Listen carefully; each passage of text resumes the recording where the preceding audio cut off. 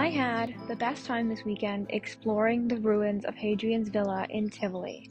Join me as we walk through Hadrian's villa and explore the sights and sounds this beautiful estate has to offer.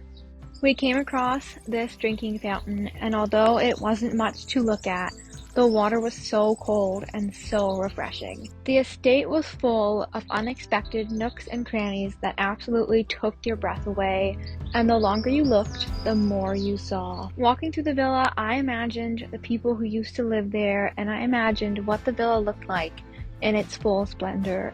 The hours we spent at Hadrian's villa were not enough to cover the expanse of the estate because there was still so much more to see. Before we knew it, we were heading back to the exit and boarding the bus to head home. Thank you for joining me on this little walking tour of Hadrian's villa.